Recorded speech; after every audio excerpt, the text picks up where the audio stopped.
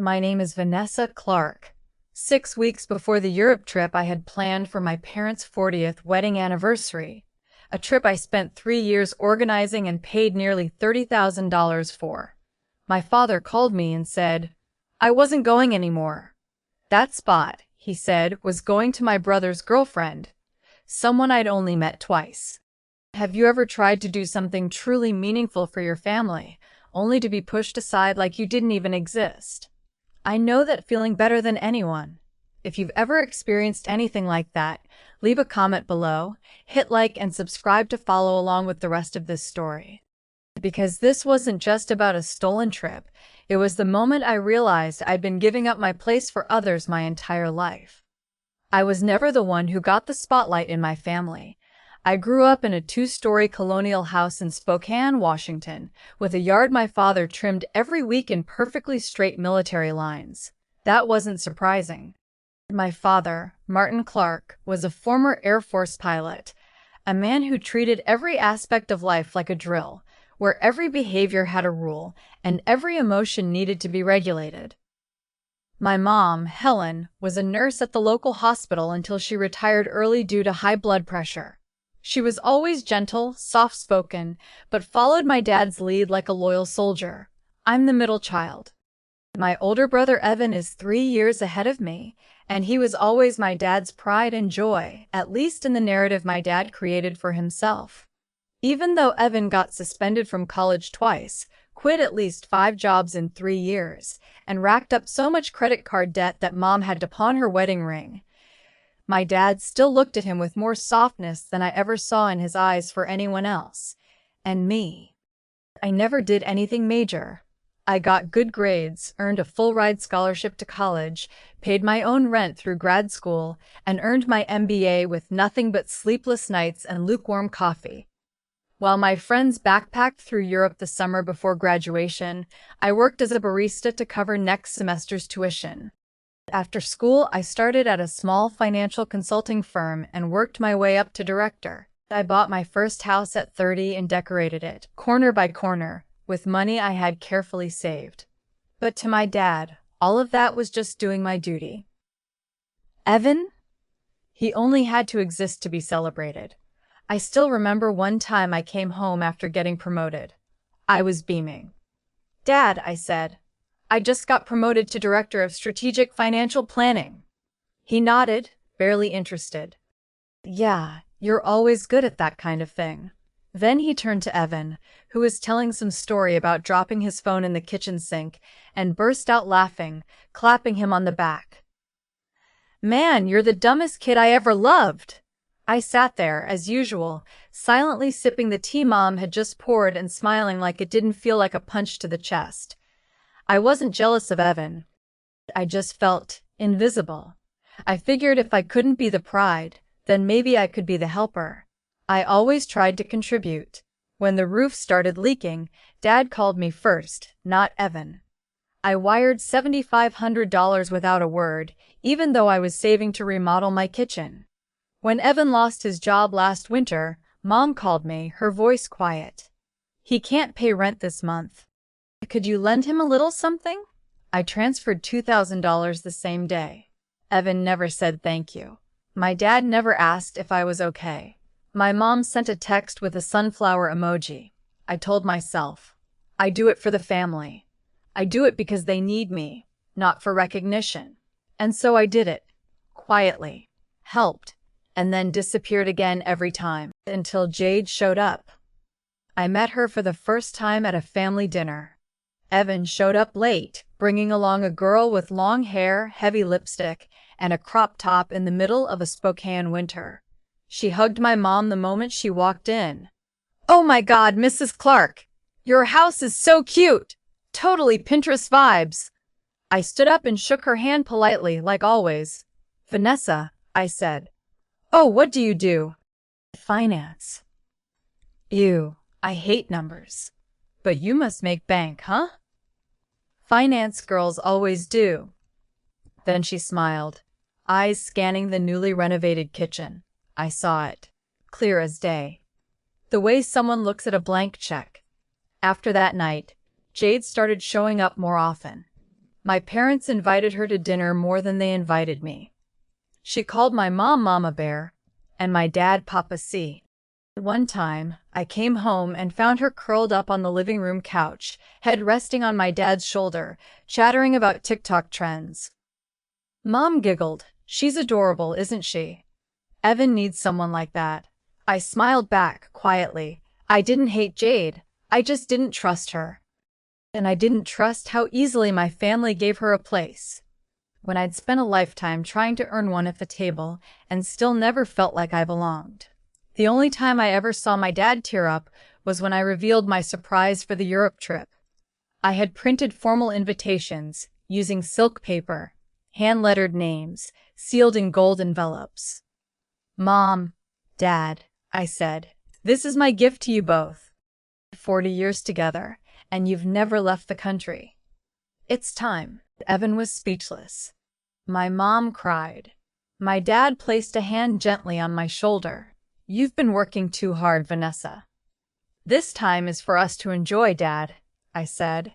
Everything was nearly perfect, until Jade peeked over Evan's shoulder at his invitation, eyes lighting up. "Paris, Italy, Venice too.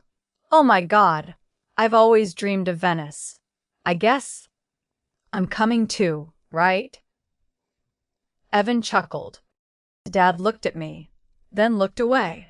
Right then, I knew something had shifted, and it wasn't in my favor.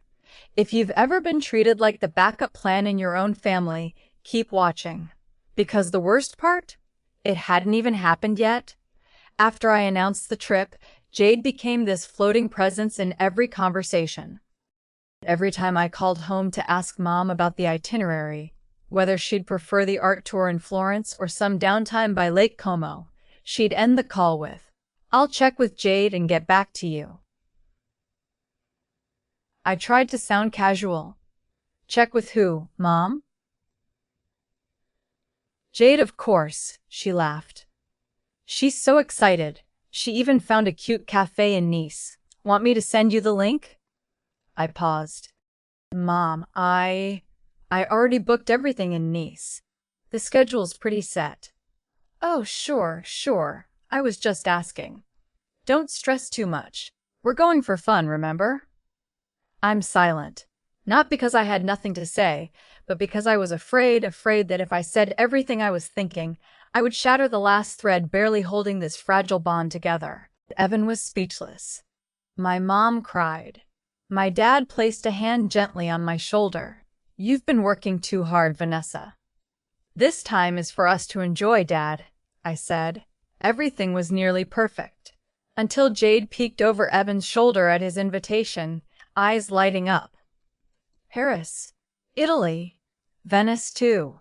Oh my God, I've always dreamed of Venice. I guess I'm coming too, right?" Evan chuckled. Dad looked at me, then looked away.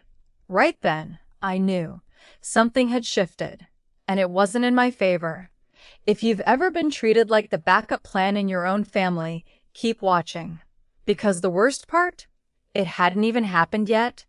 After I announced the trip, Jade became this floating presence in every conversation. Every time I called home to ask Mom about the itinerary, whether she'd prefer the art tour in Florence or some downtime by Lake Como, she'd end the call with, "I'll check with Jade and get back to you." I tried to sound casual. "Check with who, Mom?" "Jade, of course," she laughed. "She's so excited. She even found a cute cafe in Nice. Want me to send you the link?" I paused. "Mom, I already booked everything in Nice. The schedule's pretty set." "Oh, sure. I was just asking. Don't stress too much. We're going for fun, remember?" I'm silent. Not because I had nothing to say, but because I was afraid that if I said everything I was thinking, I would shatter the last thread barely holding this fragile bond together. And this European trip, lavish, high-end, curated by me, was the perfect stage for her to perform. She knew exactly where the power lay in the family, and it wasn't with Evan. She didn't waste time charming my mom, though she did, with syrupy sweet words and starry eyes every time Mom shared a story. But the real target was my father. I'd never seen him soften to someone that quickly. This was the same man who once snapped at me for leaving a phone bill in the car. Yet he chuckled like a schoolboy when Jade joked about getting lost because she was low on solar energy. One day, as I stepped outside to water the plants, I overheard them talking. Jade said, "You remind me of those commanding officers in movies, Mr. Martin, strong, steady. I was so intimidated when we first met. Now I totally get why this family's so solid." He chuckled. I heard the soft tap of a spoon against a teacup. "You're a smooth talker, kid." That's when I started feeling like an outsider. All the work I'd put in, from first-class Emirates flights to the private Uffizi tour, the Riverside Jazz dinner in Paris, was now just expected. No one asked if I needed help. No one asked if I was okay. One day, I came home to find Evan flipping through the itinerary I had printed. "It looks a little packed," he said. "Jade prefers more freedom. She said not to make it too rigid. She wants time to, be in the moment." I gently folded the itinerary closed and placed it on the table. "She can be in the moment after the dinner reservation I booked 2 months ago." He looked at me. "You're always so calculated." "And you," I said without thinking, "always borrow other people's lives to feel alive." The room went still. Mom stood in the kitchen pretending not to hear. Evan exhaled. "So, you're jealous of Jade?" I looked at him, then shook my head. "No, I feel sorry for you, and I meant it. I'm not the type to blow up.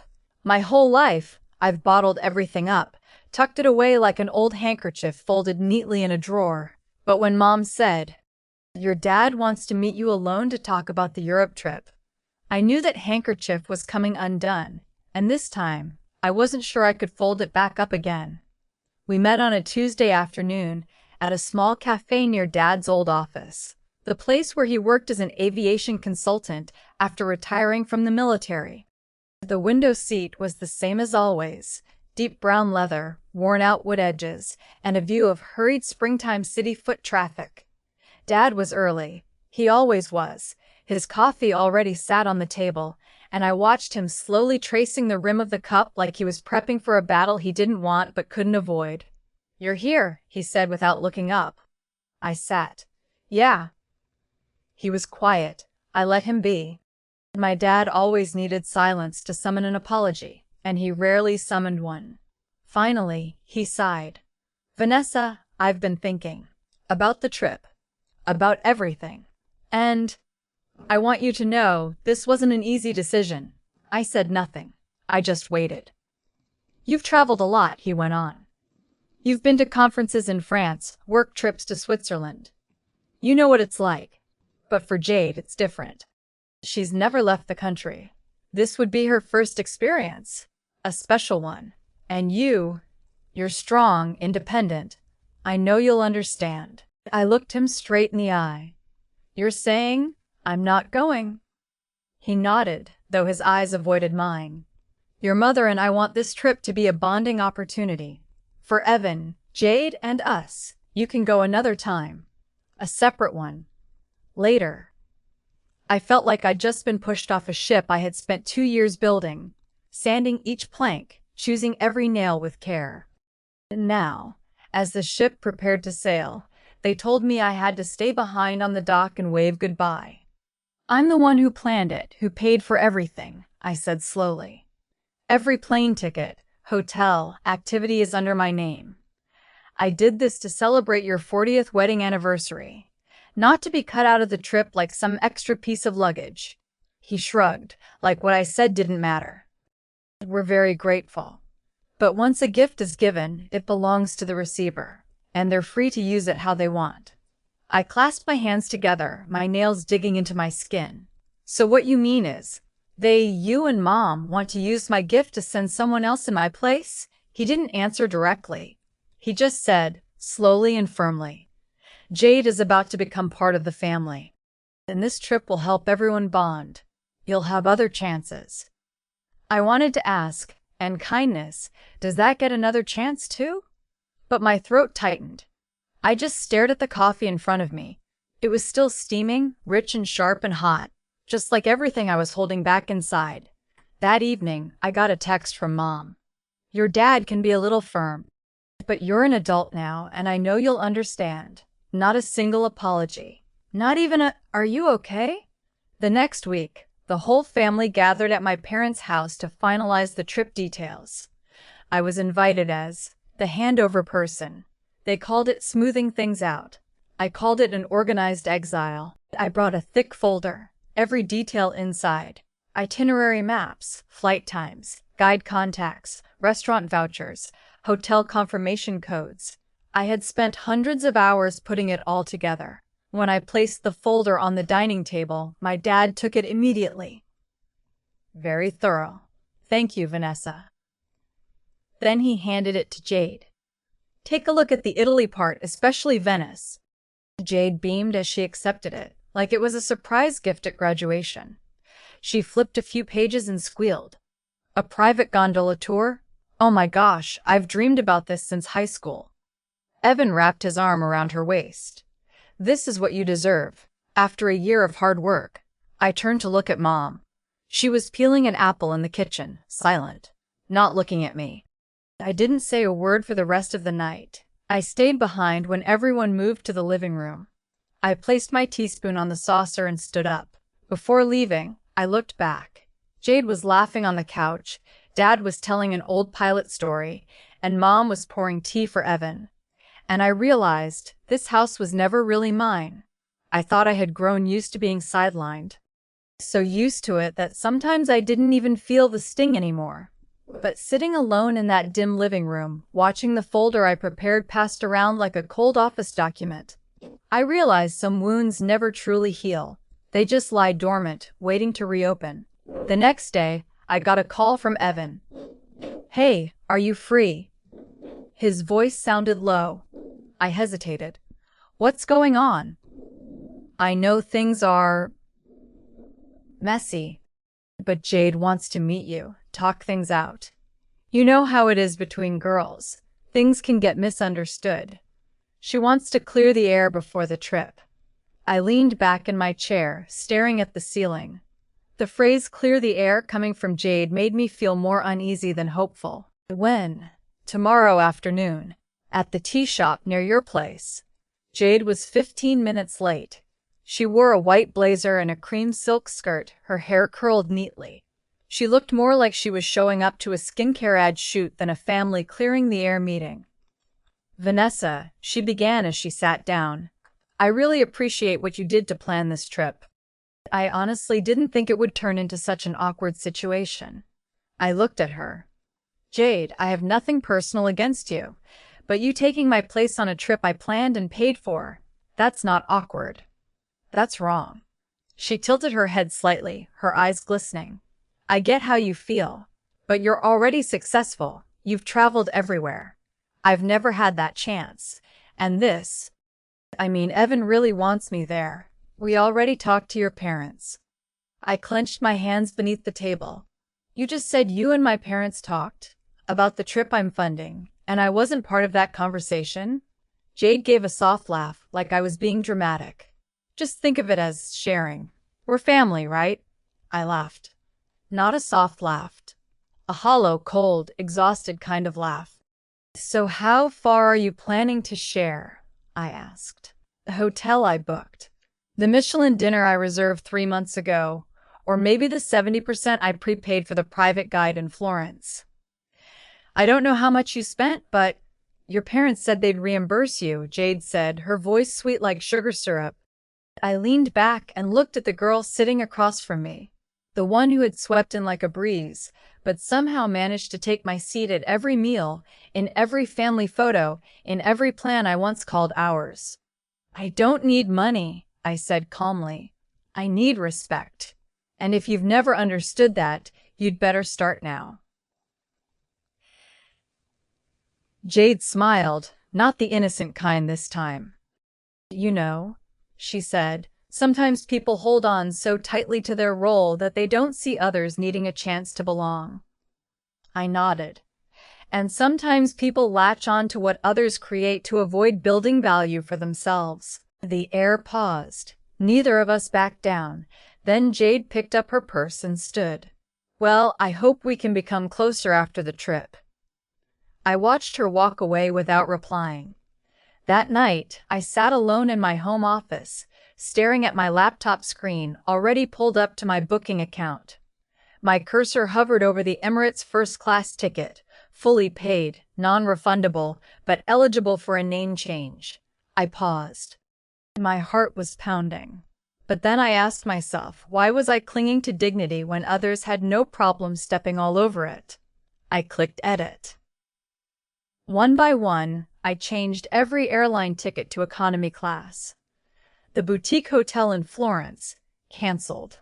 Replaced with a 3-star motel on the outskirts of town. The private wine tasting tour in Tuscany, gone.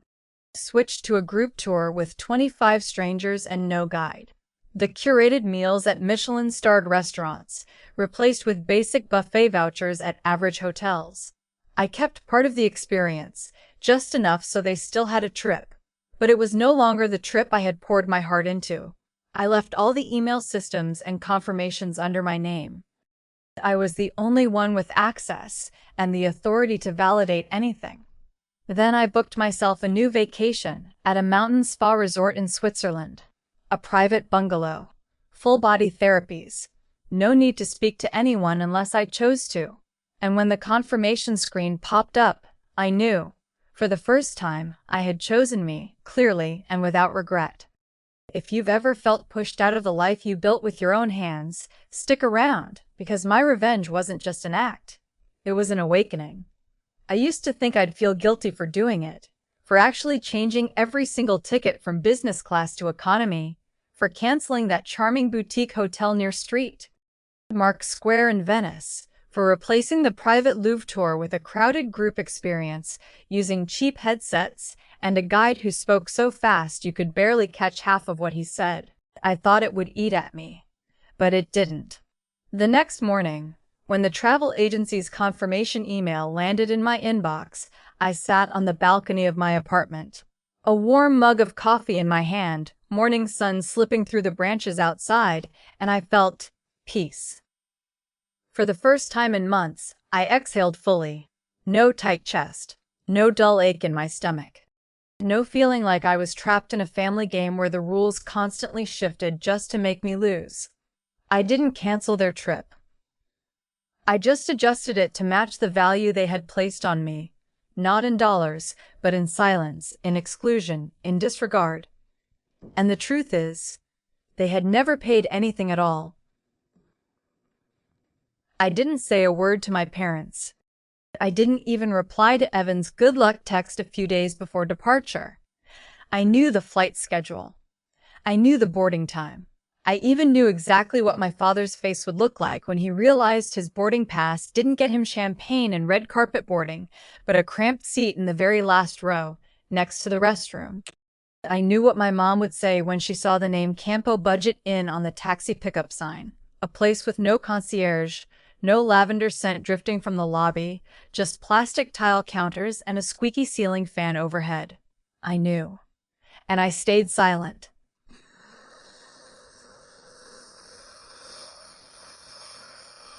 That morning, while they headed to the airport, I was working as usual. I didn't pick up my phone. I didn't check emails. I let them walk into their new experience, the way they had chosen it. The first call came just before noon.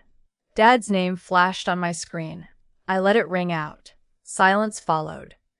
Then the text. Vanessa. What happened with the flights? Why is it economy? Call me back right now. I didn't call back. By 3 p.m., my mom called. This time, I answered. Her voice was soft, like she was somewhere crowded. Sweetie, your dad is really upset. And the hotel. It's not like the pictures online. They said there was a system change. Do you know anything about this? I took a sip of tea, kept my tone light. Of course, Mom. I made the changes. The line went quiet. I know. I continued. You'll want to ask me why. But you also know I've asked a lot of questions over the years and never got answers either. She inhaled quietly, sharply. Vanessa, I'm sorry you feel excluded, but weren't we all just trying to have a peaceful trip? A peaceful trip without me, I said. That's not what I meant. That's not what I meant. Yes, Mom. That's exactly what the family meant. You just never said it out loud. She didn't argue. She just whispered. Your dad's humiliated. He thought it was some mistake. He's yelling at the woman at the check-in desk right now. I didn't respond. I could hear the clatter of luggage, airport announcements for other flights boarding in the background. I adjusted everything to fit the budget, I said slowly. The exact amount people thought I should spend. Because Dad said he'd pay me back for my part. So, I just kept my part. I hung up while she was still silent. That night, I boarded my flight to Switzerland. Not Venice, not Florence, no jam-packed itinerary, no exclusive tours, just 1 week in a mountain cabin where no one knew my name, and I didn't have to explain a thing to anyone. Each morning I woke to quiet, light creeping over the snowy peaks, wind whispering against the roof. Each night, I soaked in a cedar tub, herbs and lavender swirling in the steam, untangling the nerves that had been tight for far too long. And I started rewriting everything. Not on paper, but in my mind. Rewriting how I saw myself. Rewriting my role in this family. Rewriting the boundaries I had never dared to set. I didn't need to be the best one, or the most generous one, or the most tolerant one. I just needed to be myself, completely, unapologetically, and without asking anyone's permission. I don't think they'll explode in outrage. I didn't cancel the trip. I simply realigned it to match the level of respect they gave me. You know, she said, one night I walked alone along the canal. It was cold. I was exhausted. But I couldn't go back to the room. I just sat on a stone bench facing the river, thinking, if you had been here, everything would have been different. I didn't respond. I let her drift in the current of emotions she'd probably been holding back for far too long. Your father, he won't admit it, but he knows he was wrong. He doesn't say much, but his eyes, I saw it. Disappointment. Not because you canceled the trip, but because he realized the one he pushed out of the celebration was the one who built it all. That night, I opened my laptop. I didn't plan to do anything specific. I just felt the need to revisit what I'd once held dear. I opened the folder on my desktop labeled Anniversary Trip. Clark. Inside were meticulously detailed itineraries, hotel photos, pre-booked menus, even scanned copies of everyone's passports. I scrolled through each file, each photo, each caption. I saw myself again. A diligent Vanessa, hopeful, pouring love and trust into something that resembled recognition. I didn't cry. I just closed the folder. And for the first time, I deleted it, not out of anger, not out of regret, but because I no longer needed it to prove anything. The next day, Evan sent another message, longer this time. A real apology, no defensiveness, no pretense. Vanessa, I'm really sorry. Not just for the trip, but for all the years I acted like everything you did was just a given. I never asked if you were okay. Never considered that maybe you wanted to choose, too. Not always be the one handed the role. I read it over and over, and this time I believed he meant it. On the 5th evening, I got another call from my father, the one I least expected. But I picked up. His voice was raspy, tired, not angry. Vanessa, if you're still answering, I think it's time I just said it. I stayed silent. I was wrong about a lot of things, not just the trip, but how I treated you, from the time you were little until now. Still, I said nothing. He went on. I'm not good at showing emotions. You know that. But that doesn't mean I didn't notice. I just used your strength as an excuse not to care. And that's the most selfish thing I've ever done. A pause. You might never forgive me, he said. But I want you to know I'm learning. Even if it's late, I want to learn how to be a father again. I leaned back in my chair, the soft light from the table lamp glowing against the window pane, reflecting an image of myself, clear, whole, no longer blurred by unmet hopes. 2 weeks after they returned from Europe, Dad called to ask me for coffee. I didn't say no, but I didn't immediately say yes either. I told him, "You pick the place. But it has to be quiet." He chose the old cafe on Maple Street, the one we used to go to when I was in high school. I used to sit by the window doing math homework while he read the paper. I remember him once telling me about airplane cockpits, his voice full of wonder. Back then, I believed he was the strongest person I knew. The morning we met, it was drizzling in Seattle. I arrived a few minutes before him. The cafe still looked the same. Dark wooden chairs, warm amber lighting, and the faint smell of roasted coffee in the air. When he walked in, I noticed more gray in his hair than I remembered. He wore his old leather jacket, moved a little slower. But his eyes were the same, stern, composed, except now there was something softer in them. "You're here," he said, setting his wet umbrella by the table. "I am." We ordered coffee like we always did. I didn't ask what he wanted. I ordered exactly what he used to get. An Americano, no sugar, no cream. He gave a brief smile. "You still remember?" I looked him in the eye. "There are things I don't want to remember, but somehow I never forget them." He nodded. "I'm not here to justify anything, or to ask anything from you. I just want to start from where I went wrong." I stayed quiet. Let him speak. For the first time, I felt like my father wasn't steering the conversation. He wasn't dictating. He was learning how to listen. "That trip," he began, "was supposed to bring the family closer. But I turned it into a trap. A trap made of wrong expectations, ego, and putting the wrong person at the center." I clenched my fingers around the coffee cup. He continued, "I always thought you were fine, because you never complained, never asked for anything. I assumed you didn't need anything." I spoke softly but clearly. Not asking doesn't mean not needing. It means I knew no one would listen anyway. He nodded, eyes fixed on the table like he was staring into a younger version of himself. "I never acknowledged you the right way. And worse, I took away what was yours. Just because I thought someone else needed it more." I asked directly, "Did you think Natalie deserved more than me?" He looked up, and this time he didn't deflect. "No, I was completely wrong. I got caught up in flattery. I undervalued quiet love and your resilience." I looked at him, my heart softening like a door long slammed shut, now creaking open with a gentle breeze. "I spent so many years trying to make you proud. Every time I succeeded, I hoped you'd call and say, 'I'm proud of you.' But you never did." He froze. Then, for the first time, I saw tears well in his eyes. "I'm proud of you, Vanessa. More than anything." I smiled. Not because those words came late, but because they were finally said. We talked for nearly 2 hours, not just about the trip, but about childhood, the times I was left out, the times Mom stayed silent, and the times Evan was forgiven without ever saying sorry. Dad said he had started therapy. In his own way, quietly, privately. Every Friday afternoon, when no one noticed.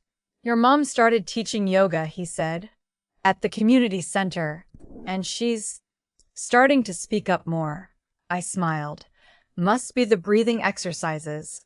A few days later, Evan invited me to lunch. He picked the old burger joint next to our high school, the one we used to sneak out to when we were kids. As we sat down, he set his phone aside and looked at me more seriously than he ever had.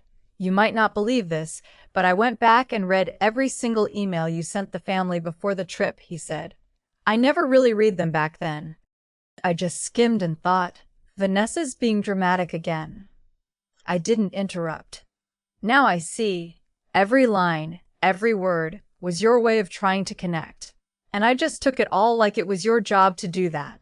I nodded gently, not as forgiveness, but as acknowledgement of change.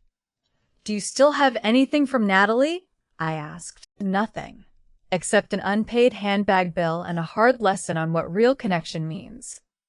We both laughed, for the first time in years, without forcing it. If you've ever thought change in a family was impossible, stay a while. Because sometimes, slow acknowledgement is the deepest form of healing. I didn't think my family would change. I never expected them to. I only hoped that one day, the things I did, the silent footprints I left at the dinner table, the wounds I wrapped up as gifts without asking for anything back, would be seen. Even just a little.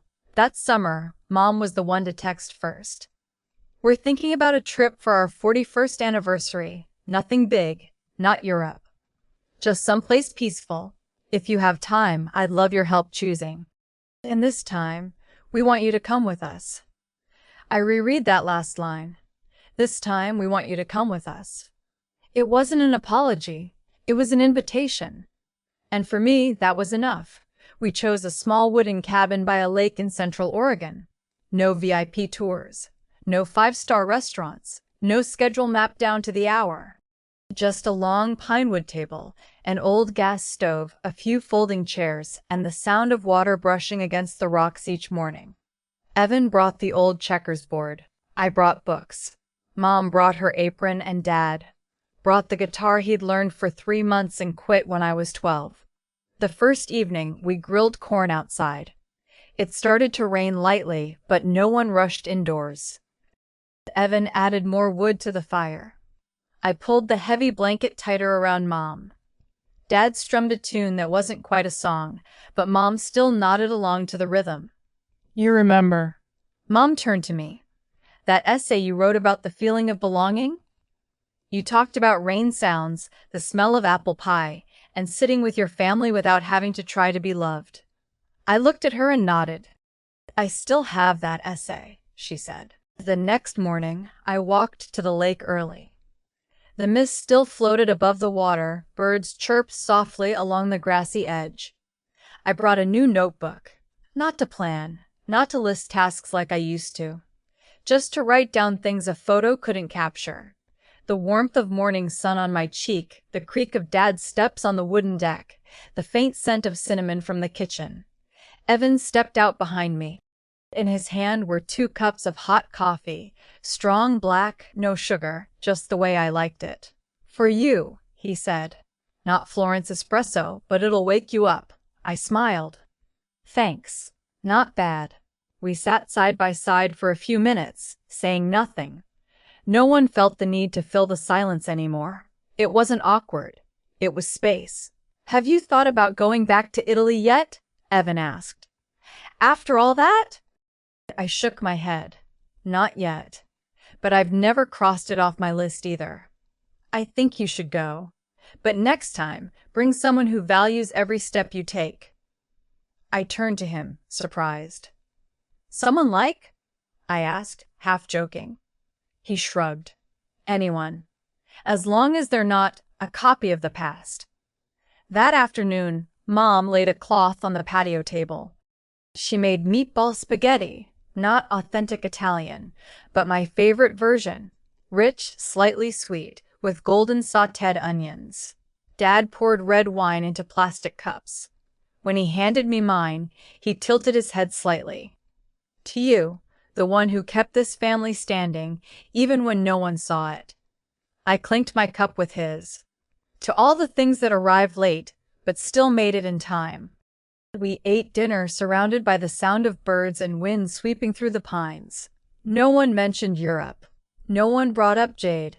No one asked about the time I changed my flight. Somehow, none of that mattered anymore. Because for the first time, I didn't feel like I was on the outside. I wasn't the planner. I wasn't the one holding things together. I wasn't the peacemaker. I was simply a part of this family. Someone with a seat at the table. Not because I earned it, not out of obligation, but simply because I belonged. As night fell and the air turned chilly, we pulled out blankets onto the porch and drank hot cocoa. Evan dozed off in a chair. Dad played a faint, wandering melody. Mom rested her head on my shoulder. I looked up at the sky, where stars shimmered faintly behind a thin layer of clouds. For the first time, I realized peace doesn't come from luxury. It doesn't come from delayed recognition. It comes from no longer needing to prove anything to anyone.